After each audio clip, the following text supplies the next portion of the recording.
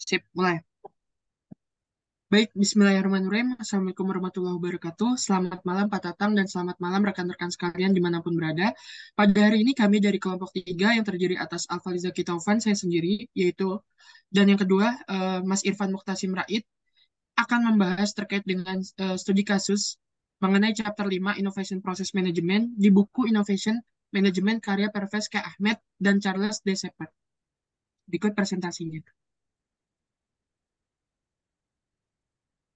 Nah, ini untuk agenda presentasinya. Jadi ada pengenalan, Evolution Innovation Process Management, Component NPD, New Service Development Model, NPD di organisasi non-profit, lalu ada Product Development Performance, Modern Development Managing the Process, kesimpulan sampai daftar pustaka. Nah, baik. Yang pertama, kami akan membahas terkait dengan pengenalan atau introduction. Jadi dalam chapter 5 tersebut, itu diuraikan dua perspektif terkait konteks manajemen inovasi. Yang pertama, ada enabling perspektif, yaitu mencakup faktor-faktor yang mempengaruhi terjadinya inovasi seperti proses internal, sistem, struktur budaya, serta organisasi itu sendiri. Nah, yang kedua, terkait dengan outcome perspektif, yaitu terkait transformasi kegiatan dan proses. Jadi perspektifnya lebih ke arah sana, terutama dalam pengembangan komersialisasi produk atau jasa baru. Nah, beberapa fenomena yang hadir dalam konteks manajemen inovasi itu antara lain ada 4. Yang pertama, 1 dari 7 konsep produk menjadi sukses secara komersial. Artinya rate-nya itu cuma sekitar 15%. Dan yang kedua, itu hanya 1 dari 4 proyek yang menghasilkan pemenang. Artinya cuma 25% saja nih yang bisa sukses gitu ya, melahirkan inovasi. Lalu yang poin B, itu kira-kira setengah dari sumber daya yang dicurahkan industri untuk inovasi produk dihabiskan untuk proyek-proyek yang gagal dan mati gitu. Jadi masih belum optimal di sini. Yang C itu sekitar 2/3 eksekutif agak atau sangat kecewa dengan hasil upaya NPD perusahaan mereka. Jadi masih belum memuaskan untuk new product development-nya. Nah, yang keempat atau yang poin D terakhir itu produk baru menghadapi tingkat kegagalan rata-rata 35% pada saat launching. Jadi di sini masih rentan gagal. Nah, next ini ada evolution of innovation process management. Jadi intinya di sini lebih kepada proses evolusi dari tahun ke tahun gitu ya. Jadi startnya ini dari 1950 sampai tahun 2000 ke atas. Yang mana 1950 itu first generation teknologi push, 1960 itu market pull, 1970 sampai 80 itu third generation push pull, terus ada 1990 generasi keempat itu parallel processing, kelima itu integration. Nah, baru 2000 ke atas itu udah masuk ke sixth generation atau network innovation. Nah, jadi pendekatan-pendekatan untuk pengembangan produk ini dapat dikategorikan ke dalam pola yang relatif berbeda dan pada fase evaluasi pengembangan. Jadi setiap fase itu punya karakteristik sendiri, nanti akan dijelaskan di slide berikutnya. Nah, intinya fase pengembangan ini tuh bersifat informatif karena membantu menentukan lintasan yang mungkin untuk kemajuan dalam pengelolaan inovasi. Jadi bisa saling belajar gitu ya dari fase-fase sebelumnya. Next, nah ini evolution of innovation process management system dari generasi pertama. Jadi intinya di sini poinnya adalah kalau generasi pertama itu identik dengan teknologi push innovation process. Jadi di sini basicnya adalah basic science. Nah, yang kedua prosesnya itu marketing, design engineering, manufacturing sampai ke sales. Jadi intinya dalam pendekatan ini tuh perusahaan percaya bahwa melakukan lebih banyak penelitian dan pengembangan itu akan menghasilkan pengembangan produk baru yang lebih sukses. Makanya di sini basic science itu jadi baseline ya atau tahapan pertama. Lalu ada di generasi kedua itu terkait dengan market pool innovation process. Jadi di market pool innovation process ini intinya dia lebih kepada menggabungkan fokus pasar ke dalam proses inovasi untuk menyesuaikan teknologi dengan kebutuhan pelanggan. Nah, makanya di sini tahapan pertamanya itu market need gitu. Next, ada generasi ketiga, yaitu ini ciri khasnya disebut dengan coupling or push-pull model. Artinya di sini itu menggabungkan gitu ya, fitur-fitur market pull dengan model dorongan teknologi atau teknologi push model. Makanya di sini ada dua, market need dan research and development tuh saling berkesinambungan gitu ya, keterkaitan. Nah, sehingga dia akan menghasilkan idea generation, research design and development, prototype production, manufacturing, marketing sampai ini yang paling unik itu ada di apa namanya di launch ke marketplace seperti itu. Nah, dari ketiga generasi tadi gitu ya, itu ada beberapa gap yang muncul gitu. Nah, sehingga menghasilkan beberapa faktor terkait dengan eksekusinya. Nah, itu ada dua, yaitu project execution factor dan corporate level factor. Nah, untuk project execution factor, itu lebih kepada sifatnya itu yang membedakan tadi, gap-gapnya, yang udah dari generasi 1 sampai 3, itu ada komunikasi internal, perencanaan yang cermat, dan prosedur pengendalian proyek, efisiensi dan kualitas yang tinggi, orientasi pemasaran, serta manajemen yang berkualitas tinggi. Sementara kalau dari level corporate-nya, itu ada komitmen top level, strategi perusahaan jangka panjang, faktor komitmen jangka panjang, penerimaan top level terhadap risiko, dan budaya yang menerima inovasi dan mengakomodasi kewirausahaan. Nah, jadi proses tumbuhnya itu poinnya ada dua intinya, itu project execution tadi dan corporate level factor. Next-nya, nah, masuk ke generasi keempat dan generasi kelima sekarang. Lalu apa yang membedakan gitu? Jadi kalau generasi 1, 2, 3 itu cenderung iteratif, nah sementara kalau generasi keempat ini lebih ke paralel gitu ya.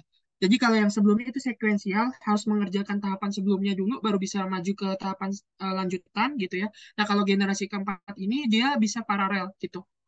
Nah, jadi ini dikembangin di perusahaan-perusahaan Jepang untuk menunjukkan kinerja yang luar biasa di pasar dunia karena mereka berinovasi lebih cepat seperti itu. Jadi benar-benar pengembangan itu secara paralel. Nah, masuk ke generasi 5, di sini baru pemanfaatan teknologi informasi itu secara masif digunakan. Nah, artinya di sini perkembangan IT itu benar-benar mendorong pengembangan produk yang terintegrasi dan saling isi secara bersamaan. Nah, di generasi terakhir atau generasi keenam yang tadi sudah disebutkan itu 2000 ke atas gitu ya, milenial baru pokoknya. Nah, itu muncul tren Open Innovation Model. Jadi Open Innovation Model itu didefinisikan sebagai pemanfaatan kemampuan dan keahlian orang lain untuk menghasilkan inovasi yang berbeda dan inovasi yang lebih bermakna. Nah, ini berdasarkan Perkins 2008. Jadi, filosofi Open Innovation Model ini mengintegrasikan seluruh stakeholder itu terlibat gitu dalam pengembangan inovasi maupun produk seperti itu. Di sini kita bisa lihat gitu ya, ada kontrak, ada channel partner, ada trade association, venture capital, startup, sampai universitas, semuanya benar-benar terlibat dalam pengembangan produk. Lalu, apa namanya, dari sisi kompetensi juga gitu, jadi ada pemanfaatan bisnis intelligence dan pengembangan teknologi intelligence termasuk aset manajemen seperti itu. Nah, lanjut setelah tadi kita membahas tentang masing-masing generasi, kita masuk ke komponen the generic net new product development framework gitu. Jadi di kinerja MPD itu umumnya meliputi komponen-komponen berikut. Nah, yaitu penggunaan proses pengembangan yang lebih terstruktur, monitoring, tim realisasi sampai get review gitu. Jadi di sini penekanannya sebenarnya lebih di fase monitoring karena di fase monitoring itu benar-benar melibatkan review board seperti itu. Nah, jadi ini kinerja NPD umumnya gitu ya, secara keseluruhan ada 4 komponen yang diperhatikan ini gitu. Termasuk juga di sini ada tim ad hoc gitu ya, tim yang berfokus untuk melakukan eksekusi gitu. Biasanya itu lintas fungsi juga. Nah, next, ini ada SPD atau Structure Product Development Process. Intinya di sini mengakomodir terkait dengan masalah-masalah yang merupakan gejala proses pengembangan yang tidak terstruktur dengan baik. Nah, ini berdasarkan McGrath et al. 1992 di buku chapter 5. Nah, itu ada 4. Yang pertama, terminologi dan definisi yang tidak konsisten. Kedua, ketidakmampuan untuk memperkirakan kebutuhan sumber daya dan jadwal.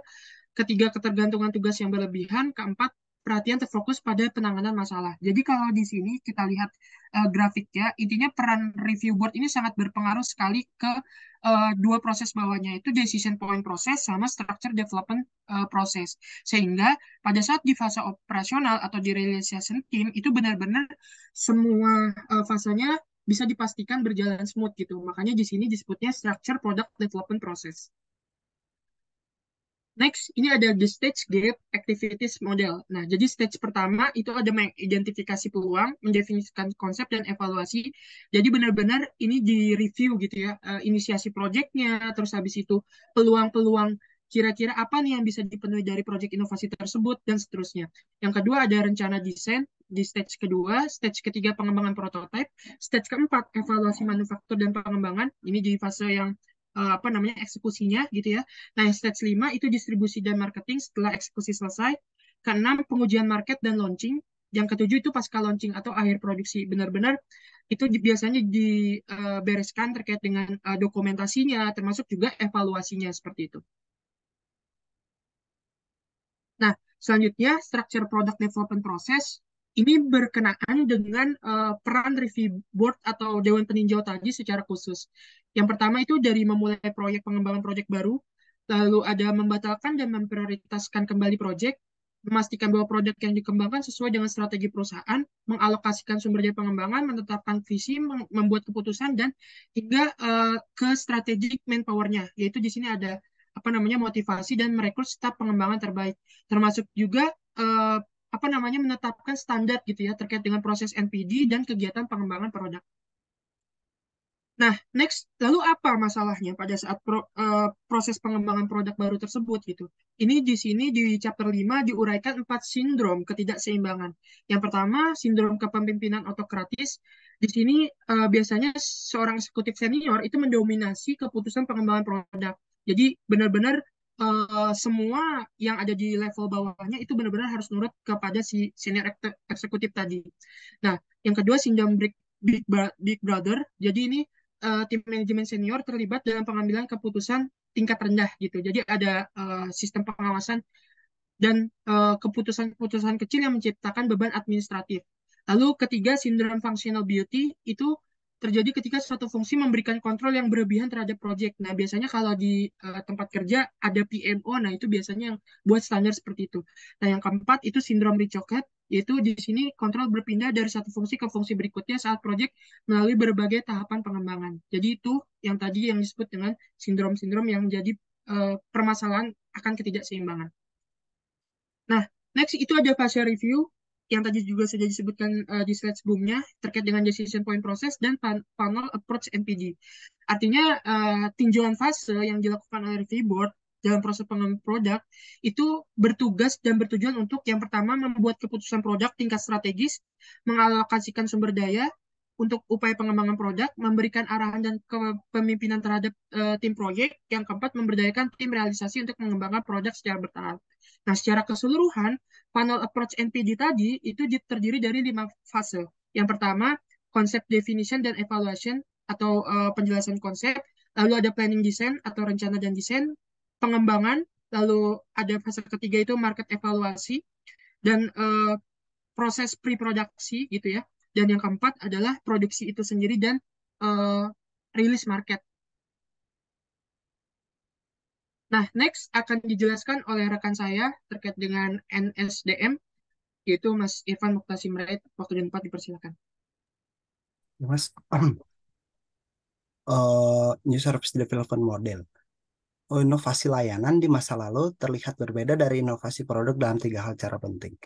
Untuk pertama, untuk layanan interaktif dan padat karya. Kedua, layanan yang memerlukan kehadiran fisik pelanggan.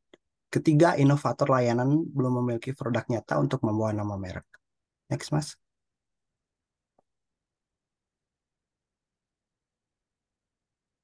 Selanjutnya, untuk produk jasa biasanya tidak berwujud dan tidak memiliki komponen yang dapat dirasakan dengan sentuhan. Kedua, memutuskan tingkat kontak dengan pelanggan yang tepat sangat penting. Ketiga, layanan baru yang ditawarkan baru hanya dapat diuji dengan pelanggan. Keempat, dalam hal ketidakhomogenan, inovasi layanan perlu mempertimbangkan ketergantungan penawaran layanan pada konsumen dan konsistensi penyesuaian. Next. New Practice Development Practice in Non-Profit Organization. Studi tentang praktik pengembangan produk dan layanan baru sebagian besar berfokus pada organisasi nirlaba.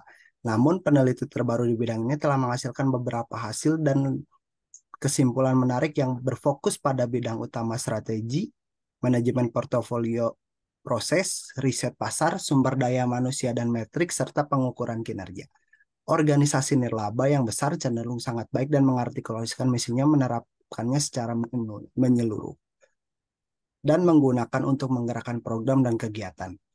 Organisasi-organisasi ini cenderung memandang pengembangan produk sebagai upaya taktis versus upaya strategis dan tidak terlibat dalam praktek manajemen portofolio.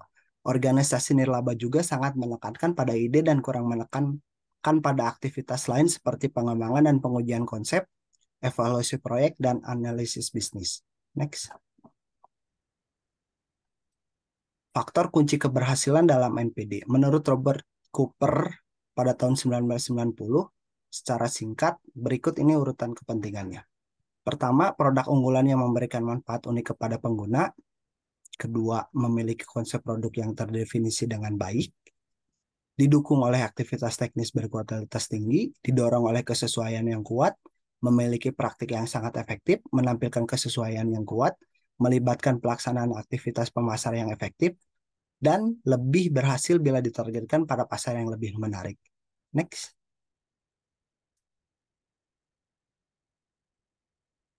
Next, Mas.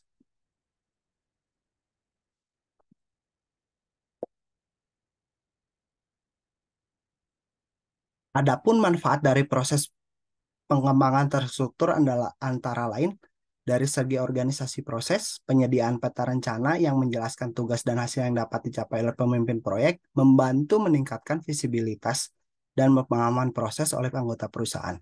Dari segi organisasi bisnis, pertama, tingkat keberhasilan produk baru, pembuatan kurva pembelajaran ekonomi yang cepat dengan biaya overhead dan tenaga kerja yang lebih rendah. Selanjutnya, lebih banyak berbagi informasi dan pemecahan masalah di seluruh organisasi.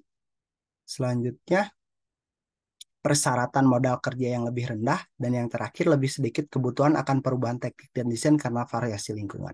Dari segi eksternal atau pasar, termasuk pasar utama, termasuk kualitas barang dan jasa yang lebih tinggi, kepuasan pelanggan yang lebih besar, pengembangan yang lebih cepat, dan peluncuran yang lebih efektif dan tepat waktu. Next. Kekurangan sistem stage gate NVD. Beberapa penyebab utama kekhawatiran adalah sekitar seperempat perusahaan yang menerapkan kerangka NPD melaporkan kinerja time to market yang lebih buruk. Selanjutnya, hampir 2/3 eksekutif perusahaan menyatakan mereka agak atau sangat kecewa dengan upaya produk baru perusahaan mereka. Dan yang terakhir, sekitar setengah dari sumber daya yang diinvestasikan dalam program produk terbuang sia-sia karena kegagalan teknis dan komersial. Next.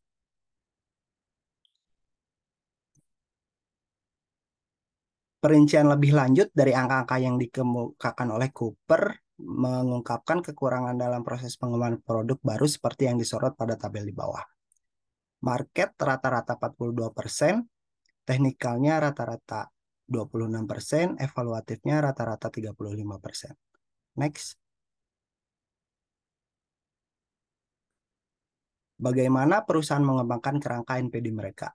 Penelitian di industri otomotif menunjukkan bahwa sepertiga perusahaan telah memodifikasi kerangka NPD mereka dan cenderung menggunakan tim virtual dan mengadopsi alat pendukung perangkat lunak NPD virtual dan kolaboratif. Perusahaan juga telah mengadopsi kemampuan-kemampuan seperti berikut. Pertama, menyesuaikan agar sesuai dengan proyek dengan tingkat risiko yang berbeda. Next. Proses yang dapat disesuaikan untuk mendukung pendekatan pembangunan yang berbeda. Selanjutnya, sistem yang efisien, ramping, dan cepat. Next. Pendekatan yang lebih kreatif terhadap tata kelola NPD, termasuk gerbang keputusan elektronik yang dikelola sendiri dan virtual. Selanjutnya, perbaikan yang akuntabel dan berkesinambungan. Next.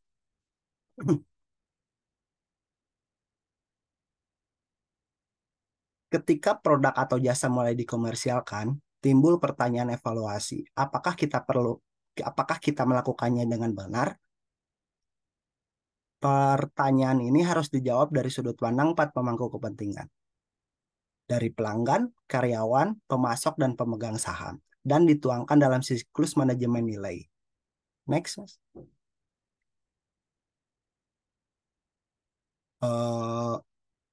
Pertama, siklus proporsi nilai. Metodologi VVC disajikan secara rinci karena urutan dasarnya diulangi pada siklus lainnya, tetapi dengan serangkai pertanyaan dan layar yang berbeda. PVC terdiri dari 4 loop berulang. Yang pertama, apakah customer peduli? Selanjutnya, apakah kita peduli? Selanjutnya, apakah kita bisa memenangkan kompetisi? Selanjutnya, apakah kita bisa melakukannya? Selanjutnya ada siklus penginderaan nilai, kemudian ada siklus pengenalan nilai, dan yang terakhir ada siklus manajemen nilai. Next. Inovasi jaringan, model inovasi solusi. Keputusan investasi untuk mengembangkan suatu produk dibuat berdasarkan proyek, aliran pendapatan produk, dan setiap produk yang dikembangkan dievaluasi secara terpisah dan independen. Next. Ketika komponen perangkat lunak layanan atau perangkat keras telah dikembangkan untuk kebutuhan spesifik klien, komponen tersebut dapat digunakan sebagai komponen untuk mengembangkan solusi bagi pelanggan lain melalui proses bundling dan integrasi yang cermat. Dengan kata lain, masing-masing komponen selanjutnya dapat dimanfaatkan untuk menyusun bundle sebagai solusi yang disesuaikan untuk pelanggan lain. Next. Dalam beralih ke inovasi solusi, perusahaan perlu memperluas jangkauan kompetensi inovasinya. Seorang inovator solusi perlu membangun 4 kompetensi utama untuk sukses. Yang pertama, kompetensi kepengetahuan pasar atau bisnis. Selanjutnya, kompetensi teknis. Selanjutnya, kompetensi kemitraan. Dan yang terakhir, kompetensi integrasi. Next. Kesimpulan, dalam bab ini membahas mengenai arah perbaikan berkelanjutan dalam pendekatan-pendekatan manajemen inovasi dan menekankan perlunya pembangunan sistem inovasi. Pembelajaran berulang dan model solusi adalah dua format yang berpotensi menentukan lintasan pengembangan praktek inovasi modern. Model pembelajaran berulang berfokus pada pembelajaran berkelanjutan secara menyeluruh. Untuk beralih dari inovasi yang berpusat pada produk ke berpusat pada solusi akan mengharuskan perusahaan untuk melakukan inovasi strategis dalam proses inovasi itu sendiri. Next. Berikut kelebihan, kekurangan, dan saran dari bab ini. Di bab ini sudah kelebihannya di bab ini sudah mengakomodir terkait rangkaian evolusi proses dan tahapan pengembangan suatu inovasi hingga menjadi produk yang siap launching. Kemudian di buku ini telah menjelaskan terkait permasalahan yang mungkin akan muncul baik dari sisi internal organisasi maupun eksternal pada saat proses inovasi dan pengembangan produk. Namun dalam buku ini terdapat kekurangan di mana di buku ini kurang membahas detail terkait inovasi dalam pengembangan produk dan upaya strategis dalam praktik manajemen portofolio di organisasi non-profit. Kemudian studi kasus dalam tahapan pengembangan produk tidak dijelaskan secara detail. Saran dari kami berdua, dalam ranah studi kasus pada tiap tahapan pengembangan produk, sebaiknya harus dijelaskan secara detail, sehingga relevansinya tetap bisa dipertimbangkan pada masa sekarang, terutama pada proses manajemen proyek dan strategi penyelesaian di tiap fase, di mana pada buku hanya dijelaskan melalui matriks. Next. Oke, daftar pustaka kami dapatkan dari buku Innovation Management bab Innovation Process Management karya Ahmed Pikey dan Shepard Sidi. Terima kasih. Sekian dari kelompok kami. Assalamualaikum warahmatullahi wabarakatuh. Waalaikumsalam. Terima kasih Bapak Ibu. Terima kasih Pak.